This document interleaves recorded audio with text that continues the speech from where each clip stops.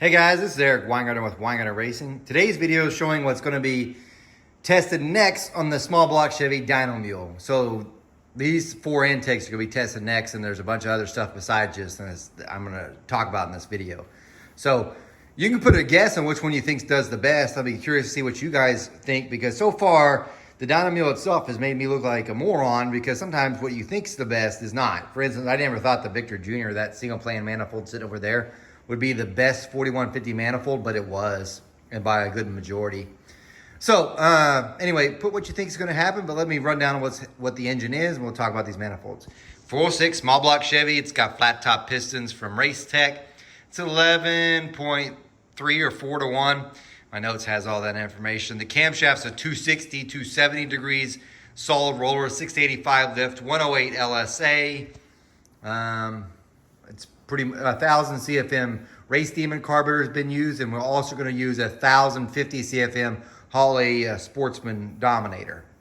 So far, the best power it's made with the 4150 was this one, this Victor Jr., and it made 615 horsepower and 548 foot-pounds of torque. Really good with that. This is going to look different now, but before, the best horsepower that this combination has ever made came from this manifold with a 1-inch hamburger tapered spacer. It still had its cloverleaf in at that point, and it made 622 horsepower and 551 foot-pounds of torque. So far, this manifold has been the best on the engine. It's made the most power. So here's what's changing. Right now, I've cut out the cloverleaf. So this was actually popped up in the mill, and I cut out the cloverleaf. That's why it's gone, because one of the things I wanted to test, even when I first started doing this, was removing the cloverleaf, how much difference is to make in power. By the way, it's not going to be tested exactly like this. I still need to find some time to blend this out. So you can see the ledge that's left from the mill. That's just going to be rounded. I'm not going to touch the dividers. That's going to be rounded as well. And that's all. I'm just not, instead of a sharp edge, just rounding the corner. Of course, this has to be all the way ground to there. I could have dropped the mill down further and just taken all that out, but I'm just going to do this by hand. So it's going to take a little bit of time. Not so much on these corners, these outside ones, because they're just rolling. But this one definitely is going to take some time. So that's it. So this way we'll have an answer. Does the cloverleaf removing from a Dominator manifold, does it do anything? How does that affect power? We're going to find out. This manifold is a special deal, and you can tell it's got a bunch of weld on it. This one's actually going to be for sale after the testing is over. So it's not going to be cheap, obviously, but this is a manifold that I had done for a customer.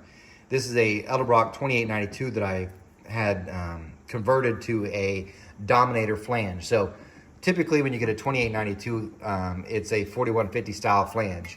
And what I had done is I had welded up this side, because I had to make it wider, welded all the way around, and then welded here so that it has more room, because when you bring it out, you got to roll that corner up. Anyway, this thing's converted to a Dominator.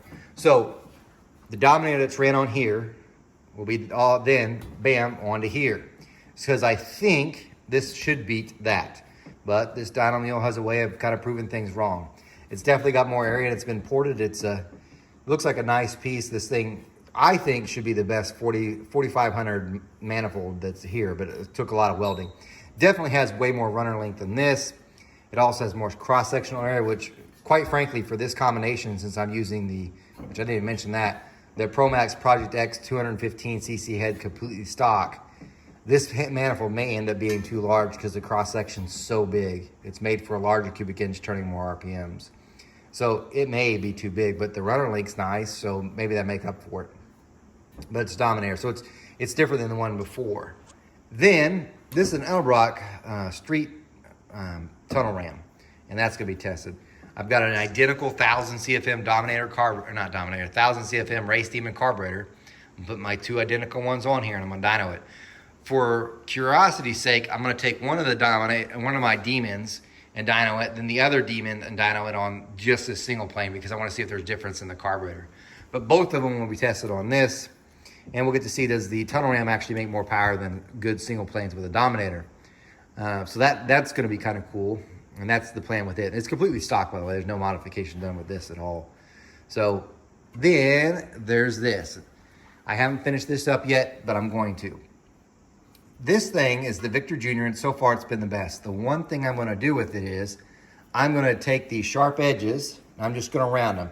I'm not trying to make it any bigger at all. I'm just rounding the edges. I'm gonna round the dividers too, trying to remove as minimal amount of material as possible to see if I can gain just a little bit more power. And then we're gonna dyno test it again just the way it is. Then, here comes the big stuff, the spacers. This is the bottom plate for the anti version for the Rare Morrison that I am gonna be testing on this. So I've got to get this matched to that. And of course I have the spacer backwards, I think. But I'm gonna open up this plenum so that it goes with that as I'm rolling it in. Because this is gonna be tested on that. And just so you know, I got so many spacers over here. I thought I was gonna get to use this one. This is a Wilson anti-reversion plate. It goes on a Dominator, but it doesn't fit in here. It was made for my tunnel ram that I used on my big block Chevy, but it won't fit this. It's just too big. I know you're like, well, just use a spacer underneath it. That won't work. It still won't. This one we had tested before. This is an anti-reversion plate that does fit on the manifold. This was a carburation isolator deal too. This was used on the Hulk 23. I may try it on the Super Victor. And who knows, I may even try it on this dude right here. But I also have this spacer. This was the one I was looking for. This is an HVH 4-hole taper, but it's made for a Dominator. So let me move this out of the way. That's what it's for. Now, I thought this initially when I got this is the right one that I was looking for, but it's not quite. HVH actually makes one that's just like this, except for this actually has both patterns. You've got a Dominator and then you got the 4150. So it's really an adapter. But they make one just like this where it's got the notch here, but instead of having these holes, it just has the one Dominator hole. Because it's made for carburetors that have the slotted hole and it just fits right on. This one's not that, but the underside, this 4-hole taper deal is exactly the same. So when I test this manifold, which is the Dominator one, I'm gonna test it with a 1000 CFM carburetor as well to see if there's any difference. We tried doing that before, but it didn't really work because we had to stack like 3 inches of spacers, and I don't think it was ideal. So this is actually the setup I wanna use. We're gonna see if the Dominator versus 4500, 4150 carburetor makes any difference. And that's where that spacer comes from. Now, back to these, because there's more. This is an adapter. So this is a, again, Dominator to a 4150. This one's gonna be used on here as well because several people wanted to see me use a Dominator on this Victor Jr. because they've heard doing this exact combination like this, where it's a reverse taper and it's flaring out, makes more power than just 4150. Well, let's find out. We're gonna find out. So that's gonna test that, and that should lead into whether, just drop everything while I'm doing it. That should lead into whether this anti-reversion plate, because that's what this one is, and goes with this top plate, because that's an anti-reversion deal. That's that flared out piece. If this thing together makes more power on this, and that's what we're gonna see as well. So far, in case you're wondering what spacer I've been using most of the time on the 4150, it's this one that's from AFR. So pretty much you got 4 manifolds to be tested, a bunch of different spacers, several different carb combinations, and we're just gonna see what's actually better. And that should be what this one's about.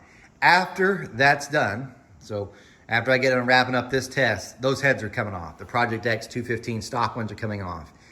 Then I'm gonna put on my CNC ported ones. So ProMax had me port a set of 215s. It's now available for them. I sell them as well. It's 235 cc's. It's a 210 intake valve, and it flows. I told them to quote it at 322 CFM, but I shouldn't say it ranges. It can. Usually, depending on how you set it up, it'll go 330, but I don't want to advertise that. I want it to be 322 because on anybody's bench, it'll go more than 322. Which still is a good 20 CFM up from what the stock ones are. Throughout the lift curve, it's dramatically better as well. The exhaust flows more. That thing should make quite a bit more power. Then, once those heads are on there, whatever one of these made the best power, we're gonna try again, and then maybe a couple others. However, that won't be done in one session. I'll do a different session. I just won't have enough time.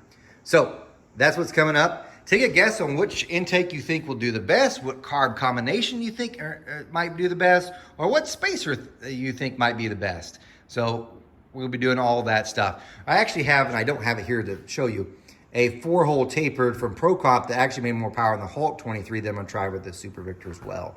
It's a 4-hole tapered deal. It should be interesting. But anyway, put down your guesses. Guys, thanks for watching. Remember, I'm no Superman. You guys take care. One last thing, guys. Go to my website, wengines.com.